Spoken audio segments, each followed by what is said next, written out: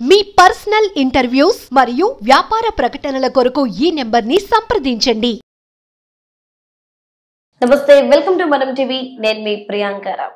ఎక్కువగా మనం జర్నీ చేస్తుంటాం. ఇప్పుడు ఉంటుంది కూడా సిటీ లైఫ్. సో ఎక్కువ పొల్యూషన్ ని మనం తీసుకోవడం వల్ల ఎలాంటి ప్రాబ్లమ్స్ వస్తాయి?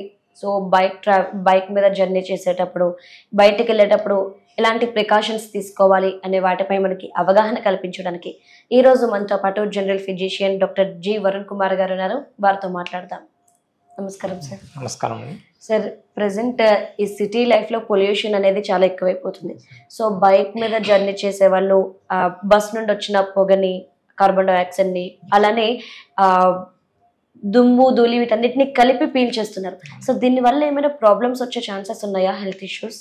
అమ్మా, తప్పకుండా ఉంటుందమ్మా. ఎప్పుడైతే బస్సులో నుంచి కానీ ఈ ట్రాఫిక్లో కానీ మన సిటీలో ఉన్న పొల్యూషన్ వల్ల గాలి లోపల చాలా sulphur dioxide, carbon monoxide, nitrous oxide, రకరకాల విషవాయువులు ఉంటాయి. ఇవి ఎప్పుడైతే ఎక్కువ మోతాదులో ముక్కుల ద్వారా ఊపిరితిత్తులో పీల్చుకోవడం వల్ల రకరకాల ఊపిరితిత్తులకు సంబంధించిన సమస్యలు వస్తూ ఉంటాయి. ఈ సమస్యలు తాత్కాలికంగా ఉంటాయి, దీర్ఘకాలికంగా కూడా ఉంటాయి. తాత్కాలికంగా వచ్చేసి ఆస్తమా రావడము, లేదంటే న్యూమోనియా రావడం ఇలా ఉంటుంది. ఎక్కువ కాలం ఈ విషవాయువులకు ఎక్స్పోజ్ అవ్వడం వల్ల ఊపిరితిత్తులకు సంబంధించిన క్యాన్సర్లు కూడా వచ్చే రిస్క్ ఉంటుంది. సో వీటి నుంచి మనం రక్షణ పొందాలి అంటే ఇండివిజువల్గా అలాగే సొసైటీ పరంగా కూడా చాలా చర్యలు తీసుకోవాల్సి ఉంటుంది.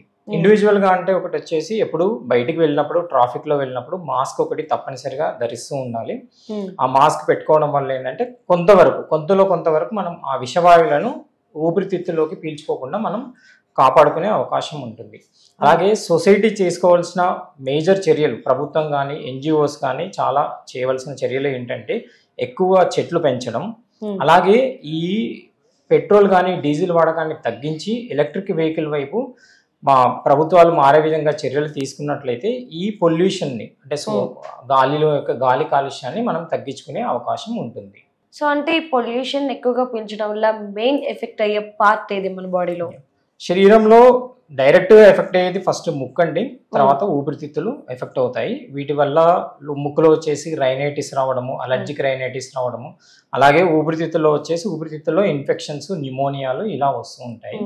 కానీ దీర్ఘకాలంగా ఎక్స్పోజ్ అవ్వడం వల్ల ఇది చికాకు రావడము, తలనొప్పి రావడము, అలాగే బ్లడ్ ప్రెషర్ ఎక్కువగా పెరగడం, ఇలాంటి లక్షణాలు కూడా మనకు శరీరంలో కనిపిస్తూ ఉంటాయి.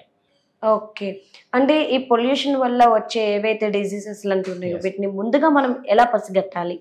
ఎక్కువ రోజుల పాటు ఇలా పొల్యూషన్లో తిరుగుతున్నట్లయితే మనకు కనపడే సమస్యలు వచ్చేసి ఇనీషియల్గా ముక్కు నుంచి ఎక్కువగా నీరు కారడం, తుమ్ములు రావడం, అలాగే ఊపిరి పీల్చుకోవడానికి ఇబ్బంది కలగడం, అలాగే ఛాతీ అనేది ఎప్పుడు బిగుతుగా అనిపించడం, ఇలాంటి లక్షణాలు కనిపిస్తూ ఉంటాయి. ఇలాంటి లక్షణాలు కనిపించిన వెంటనే డాక్టర్ గారిని సంప్రదిస్తే దానికి సంబంధించిన పరీక్షలు చేసి వాటికి సంబంధించిన జబ్బులను డయాగ్నోస్ చేస్తూ ఉంటారు. ఓకే, సో నెగ్లెక్ట్ చేయడం వల్ల వీళ్ళు ఫేస్ చేసే ప్రాబ్లమ్స్ ఏంటి? ఎక్కువ కాలం దీనికి ఎక్స్పోజ్ అయితే మాత్రం డెఫినెట్గా దీర్ఘకాలిక సమస్యలు వస్తాయండి.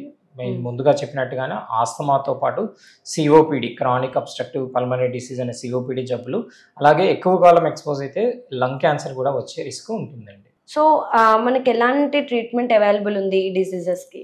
వీటికి టెంపరీ మెజర్స్ ఉంటాయండి. కొన్ని రకాలమైన మెడిసిన్స్ ఇస్తాము. ఈ కోల్డ్ కానీ తుమ్ములకు కానీ సంబంధించిన మందులు కానీ, అలాగే ఊపిరితిత్తులు శ్వాస ఫ్రీగా తీసుకోవడానికి ఇన్హేలర్స్, రకరకాల మందులు ఇస్తాము. కానీ ఇవన్నీ టెంపరీ మెజర్స్ అండి. దీనికి శాశ్వత పరిష్కారం ఏంటంటే ఒకటి పొల్యూషన్ దూరంగా ఉండడము, మాస్క్ పెట్టుకోవడము, చెట్లను ఎక్కువగా పెంచడము, ముందుగా చెప్పినట్టుగానే పెట్రోల్ డీజిల్ వాడకాలు తగ్గించేసి ఎలక్ట్రికల్ వెహికల్ వైపు సమాజం వెళ్తే ఈ పొల్యూషన్ నుంచి తప్పించుకునే అవకాశం ఉందండి. Okay, right. Thank you so much.